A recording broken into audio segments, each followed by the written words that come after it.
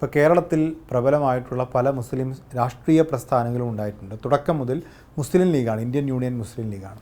അതിൻ്റെ വ്യത്യസ്തമായൊരു ധാരയിൽ വന്നത് ജമാഅത്തെ ഇസ്ലാമിയാണ്. പിന്നീട് കേരളത്തിൽ NDF പോലുള്ള പ്രസ്ഥാനങ്ങളുണ്ടായി, PDP ഉണ്ടായി, ഇടക്കാലത്ത് സിമി ഉണ്ടായി, അതിനുശേഷം ഇപ്പോൾ വെൽഫെയർ പാർട്ടി വരെ എത്തി നിൽക്കുകയാണ്. നമുക്ക് ആദ്യം തുടക്കം ഈ മുസ്ലിം ലീഗും ജമാഅത്തെ ഇസ്ലാമിയും പൊതുവെ പുറത്തു നോക്കുന്ന ആളുകൾക്ക് ഇത് രണ്ടും തമ്മിൽ എന്ത് വ്യത്യാസമാണ്? രണ്ട് മുസ്ലിങ്ങളെ സംഘടിപ്പിക്കുകയാണല്ലോ.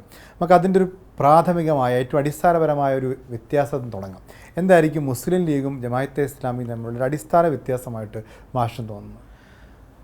ഈ മുസ്ലിം ലീഗും ജമാഅത്തെ ഇസ്ലാമി ഇന്ത്യൻ സ്വാതന്ത്ര്യ സമര കാലഘട്ടത്തിൽ തന്നെ സ്വാതന്ത്ര്യത്തിന് മുൻപ് തന്നെ സംവാദങ്ങൾ നടക്കുന്നുണ്ട്.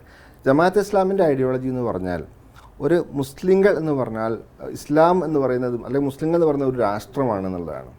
മുസ്ലിങ്ങൾ എന്ന് പറയുന്നത് തന്നെ അതൊരു സ്റ്റേറ്റാണ്.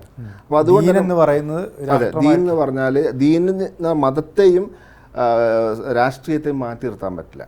രണ്ടും ഒന്നാണ്. അങ്ങനെ രാഷ്ട്രീയത്തിനകത്ത് മതമുണ്ട് എന്നുള്ളതാണ് സാമൂഹികവും രാഷ്ട്രീയവുമായിട്ടുള്ള മുഖങ്ങളുണ്ട്. ഒരു ആത്മീയമായ മുഖം മാത്രമല്ല, പ്രാർത്ഥനയും കാര്യങ്ങൾ മാത്രമല്ല ഒരു മുസ്ലിങ്ങൾ അനുഷ്ഠിക്കേണ്ട കാര്യങ്ങളായിരുന്നാലും ആചരിക്കേണ്ട കാര്യമായിരുന്നാലും നിയമങ്ങളായിരുന്നാലും ദൈവം തന്ന നിയമങ്ങളായിരിക്കണം. ദൈവം, അതായത് ഹാക്കിമിയത്ത് എന്ന് നമ്മൾ അതിന് പറയും. അതായത് വിധി കൽപ്പിക്കാനുള്ള, നിയമം നൽകാനുള്ള അധികാരം ദൈവികമാണ്, ദൈവത്തിൽ നിന്നുള്ളത് മാത്രമായിരിക്കണം. ജനാധിപത്യ ജനങ്ങൾ ആണ് അവരുടെ നിയമം നിശ്ചയിക്കുന്നത്, ഭരണഘടന ഉണ്ടാക്കുന്നത്. അപ്പോൾ അത് ഇസ്ലാമിന് മുസ്ലിങ്ങൾക്ക് സ്വീകരിക്കാൻ പാടില്ല എന്നുള്ളതാണ്. അപ്പം മുസ്ലിങ്ങൾ അധികാരത്തിൽ വരുമ്പം ജാഹിലിയത്തായ ഒരു ഭരണവ്യവസ്ഥയിലോടത്ത് പ്രാർത്ഥന പോലും സ്വീകരിക്കപ്പെടില്ല എന്നുള്ളതാണ് മോദിയുടെ കാഴ്ചപ്പാട്.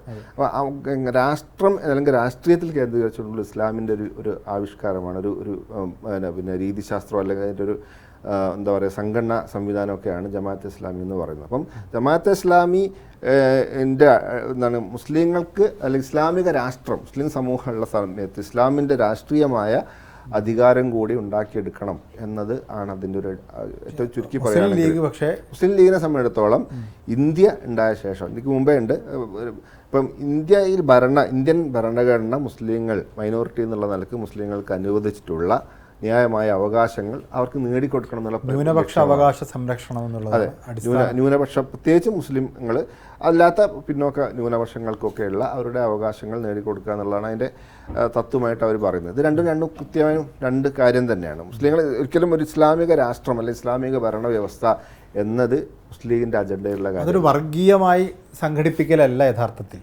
സാമുദായികമായി സംഘടിപ്പിക്കലാണെങ്കിൽ കൂടി അതിൻ്റെ അജണ്ട മതമല്ല എന്നുള്ളതാണ്. അതെ, ഇസ്ലാം എന്ന് പറയുന്ന മതമല്ല. അപ്പം പ്രത്യേകിച്ച് മതത്തിനകത്ത് പലതരം വ്യാഖ്യാനങ്ങൾ ഉണ്ടാവുമല്ലോ. അപ്പം ഈ ഉദാഹരണം സുന്നി, മുജാഹിദ്, ഖാദിയാനി, സുന്നി തന്നെ ഷിയ, ഇങ്ങനെയുള്ള പല ഇതെല്ലാം കൂടി മുസ്ലിം ലീഗിന്റെ ചരിത്രത്തിൽ പരിശോധിച്ച് നമുക്ക് അതൊക്കെ അതിനകത്ത് ഉണ്ടായിരുന്നു വേണമെങ്കിൽ. അതെ, തീർച്ചയായിട്ടും. അപ്പം മുസ്ലിം ലീഗിന്റെ ചരിത്രത്തിലുള്ള പഴയ നേതാക്കന്മാർ പല ആൾക്കാർ അത്ര കർക്കശമായ പ്രാക്ടീസിങ് മുസ്ലിങ്ങളൊന്നും ആയിരുന്നില്ല എന്നാണ് ഞാൻ മനസ്സിലാക്കുന്നത്, വായിച്ചിടത്തോളം. അങ്ങനെയുള്ള ആൾക്കാരും ഉണ്ടായിരുന്നു. അതേസമയം നല്ല ഭക്തരായ ആൾക്കാരും അതിനകത്ത് തന്നെ ഉണ്ടായിരുന്നു. അപ്പോൾ അത് മുസ്ലിം എന്ന് പറയുന്ന ഐഡൻറ്റിറ്റിക്ക് അകത്ത് ഉൾപ്പെടാവുന്ന മുസ്ലിം എന്ന് പറയുന്ന പേരുള്ള ആളുകളുടെയൊക്കെ തന്നെ എന്താ പറയുക ഭരണഘടനാപരമായ അവകാശങ്ങളും സ്വാതന്ത്ര്യത്തിനും ഒക്കെ വേണ്ടി നിലകൊള്ളുന്ന ഒരു പാർട്ടി എന്നുള്ളത് മാത്രം